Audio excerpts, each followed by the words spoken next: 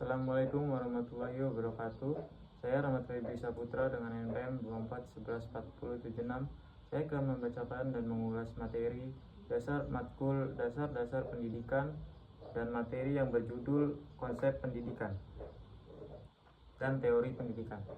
Yang pertama, konsep pendidikan. Pendidikan merupakan usaha yang sengaja secara sadar dan terencana untuk membantu meningkatkan perkembangan potensi dan kemampuan anak agar bermanfaat bagi kepentingan hidupnya sebagai seorang individu dan sebagai warga masyarakat dengan memilih isi materi, strategi kegiatan, dan teknik penilaian yang sesuai.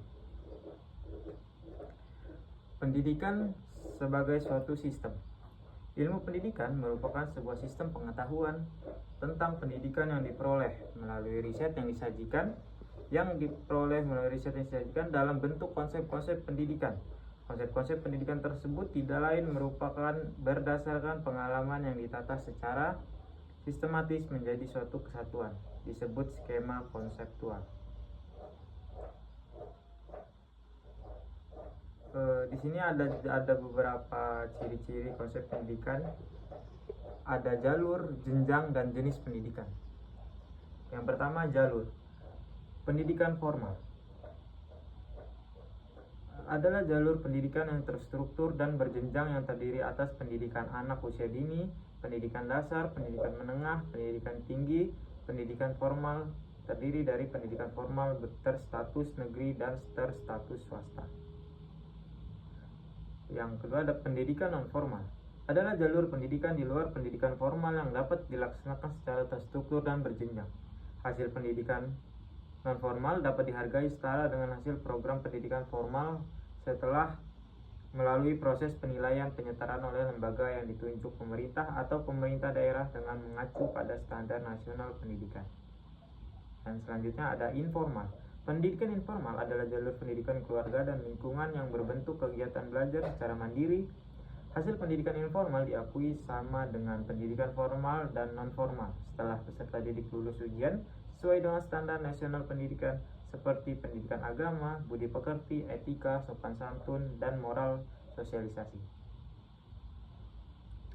Yang materi selanjutnya ada di jenjang. Jenjang pendidikan adalah tahapan pendidikan yang diterapkan berdasarkan tingkat perkembangan peserta didik, tujuan yang akan dicapai, dan kemampuan yang akan dikembangkan. Jenjang pendidikan diantaranya ada pendidikan dasar, pendidikan menengah, dan pendidikan tinggi. Masuk ke materi jenis pendidikan umum. 1. Pendidikan umum, pendidikan dasar dan menengah yang mengutamakan perluasan pengetahuan yang diperlukan oleh peserta didik untuk melanjutkan pendidikan ke jenjang yang lebih tinggi. Dan selanjutnya ada pendidikan kejuruan. Pendidikan menengah yang mempersiapkan peserta didik untuk bekerja dalam bidang tertentu. Dan selanjutnya ada pendidikan akademik, pendidikan tinggi yang diarahkan terutama pada penguasaan dan pengembangan disiplin, ilmu pengetahuan, teknologi, dan seni tertentu. Dalam kurung program sarjana dan pasca sarjana. Selanjutnya ada pendidikan profesi. Pendidikan tinggi yang diarahkan untuk mempersiapkan peserta didik agar memiliki pekerjaan dengan persyaratan keahlian khusus. Dan selanjutnya ada pendidikan vokasi. Pendidikan tinggi yang diarahkan untuk mempersiapkan peserta didik agar memiliki pekerjaan dengan keahlian tarapan tertentu, maksimal setara dengan program sarjana. Dan yang keenam ada pendidikan keagamaan.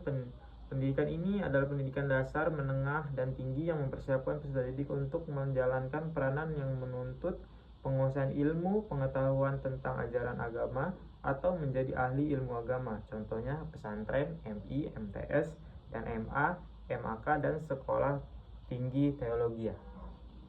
Dan yang terakhir ada pendidikan khusus. Pendidikan yang diselenggarakan bagi peserta didik yang berkelainan atau peserta didik memiliki kecerdasan luar biasa yang diselenggarakan secara inklusif. Contohnya sekolah luar biasa. Dan selanjutnya ada 6 pilar-pilar pendidikan. Yang pertama ada learning to know. Learning to know bukan sebatas mengetahui dan memiliki materi informasi sebanyak-banyaknya, menyimpan dan mengingat selama-lamanya dengan setepat-tepatnya, sesuai dengan petunjuk-petunjuk yang telah diberikan, namun juga kemampuan memahami makna di balik materi ajar yang telah diterima. Yang kedua ada learning to do. Learning to do merupakan konsekuensi dari learning to know Kelemahan model pendidikan dan pengajaran yang selama ini berjalan adalah mengajarkan omong dan kurang menuntun untuk berbuat atau praktik. Semangat retorika lebih besar dari action. Yang dimaksud dengan learning to do bukanlah kemampuan berbuat mekanis dan pertukangan tanpa pemikiran. Dengan demikian, peserta didik akan terus belajar bagaimana memperbaiki dan menumbuh kembangkan kerja, juga bagaimana mengembangkan teori atau konsep intelektualitasnya. Yang ketiga ada learning to be. Melengkapi learning to know dan learning to do, Robinson Crusoe berpendapat bahwa manusia itu hidup sendiri tanpa kerjasama atau saling tergantung dengan manusia lain. Manusia di era sekarang ini bisa hanyut ditelan masa jika tidak berpegang teguh pada jati dirinya. Learning to be akan menuntun peserta didik menjadi ilmuwan sehingga mampu menggali dan menentukan nilai kehidupan sendiri dalam hidup bermasyarakat sebagai hasil belajar.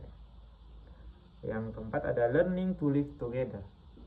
Learning to live together ini merupakan kelanjutan yang tidak dapat dielakkan dari ketiga poin di atas. Oleh karena itu, premis ini menuntut seseorang untuk hidup bermasyarakat dan menjadi educated person yang bermanfaat baik bagi diri dan masyarakat maupun bagi seluruh umat manusia.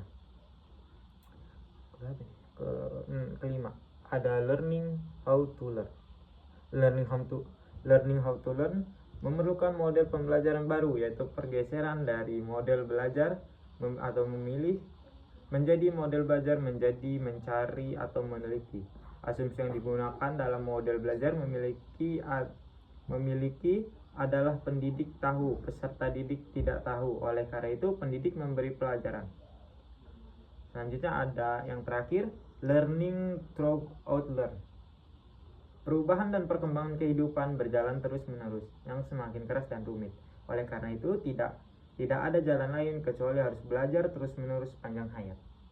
Learning throughout life ini menuntun dan memberi pencerahan pada peserta didik bahwa ilmu bukanlah hasil buatan manusia, tetapi merupakan hasil temuan atau hasil pencarian manusia. Karena ilmu adalah ilmu Tuhan yang tidak terbatas dan harus dicari, maka upaya mencari juga tidak mengenal kata berhenti. Saya Ramli Saputra, sekian, terima kasih. Wassalamualaikum warahmatullahi wabarakatuh.